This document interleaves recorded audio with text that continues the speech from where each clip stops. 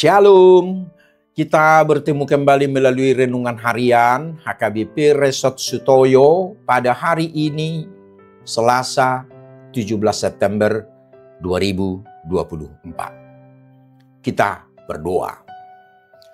Damai sejahtera yang daripada Allah Bapa yang melampaui segala akal adalah kiranya menyertai hati dan pikiranmu di dalam Kristus Yesus, Tuhan kita. Amin.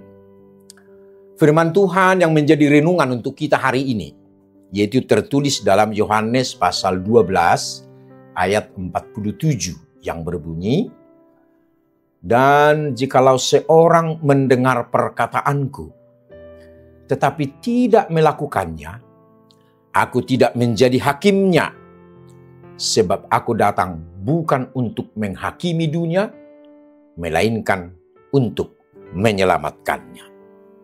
Dalam bahasa Batak, asa molo adong nau bigi hatakku gabedang diraduti, dada au manghubi bada, ai dada lau manghumi portibion, nalaho paluahon portibiodo ubahen naroau.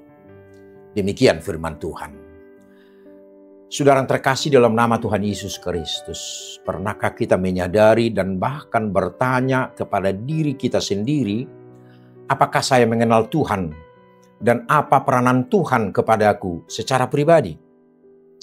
Ada orang yang menganggap Tuhan itu sebagai suatu sosok yang kejam dan seram, penghukum bagi orang-orang yang berbuat dosa.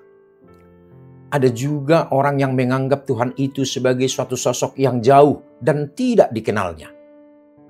Tetapi bagi kita Tuhan itu adalah sosok yang penuh kasih. Dan dia bukan Allah yang jauh, tetapi adalah Allah yang menampakkan diri sama seperti kita, yaitu dalam sosok diri Yesus, Putra Allah yang telah menjadi manusia. Allah mengutus Yesus ke dunia ini untuk menyelamatkan manusia dan memulihkan hubungannya dengan Allah yang telah terputus sejak manusia pertama jatuh dalam dosa. Jadi jelas Allah menghadirkan Yesus ke dunia berdasarkan kasih.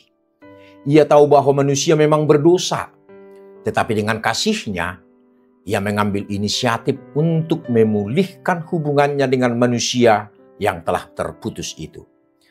Karena itu, kita tidak perlu takut dan segan kepada Yesus. Karena Ia datang ke dunia ini bukan untuk menghakimi, mencari kesalahan kita, dan lalu menghukumnya. Yesus datang malah untuk menawarkan keselamatan.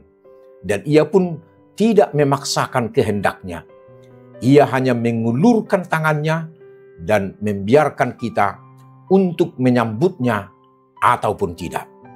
Sekali lagi, Dia tidak pernah memaksakan kehendaknya. Inisiatif sekarang ada di diri kita. Apakah kita mau menyambut uluran tangan Tuhan Yesus? Dan diri kita pun akan diangkatnya dan diselamatkan dari dosa. Atau kita mengabaikan tawarannya tersebut. Dan kita tetap asik dengan kehidupan dan ego kita sendiri. Semua menjadi kebebasan bagi kita. Saudara yang terkasih dalam nama Tuhan Yesus Kristus, melalui renungan hari ini, Yesus mengingatkan kita bahwa Ia tidak datang untuk menghakimi dunia, tetapi untuk menyelamatkan dunia. Yesus tahu dunia ini sedang kacau. Ia tahu kita semua telah gagal. Ia tahu kita semua akan masuk neraka. Yesus tidak datang untuk mengingatkan kita tentang fakta itu, atau untuk mempermalukan kita. Ia datang untuk menawarkan pengampunan, harapan, dan jalan keluar dari kekacauan yang telah kita buat sendiri. Berhati-hatilah, bukan berarti kita semua bisa lolos dari penghakiman. Kita harus menghadapi penghakiman suatu hari nanti. Dan hanya akan ada satu jawaban yang benar yang dapat kita berikan pada hari itu. Dan itu akan terbukti dari kehidupan yang telah kita jalani. Yesus berbicara kepada mereka yang mendengar perkataannya dan tidak menaatinya. Itu seharusnya menjadi tanda bahaya bagi kita. Ketika kita mendengar perkataan Yesus, perkataan yang telah disampaikan Tuhan kepada kita, kita perlu memperhatikannya.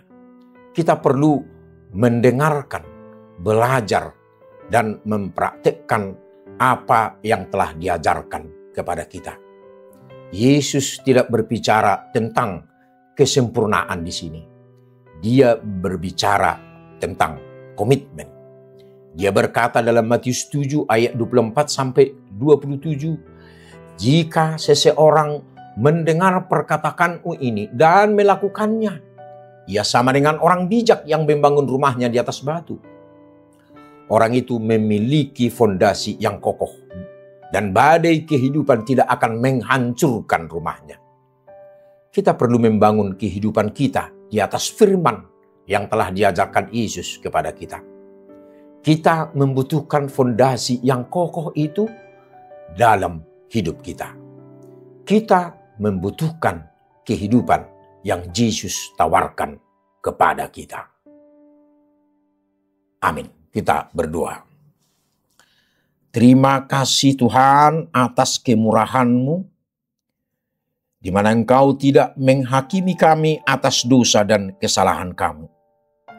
Namun Engkau selalu menyediakan tempat untuk berubah dan membuka pintu pengharapan.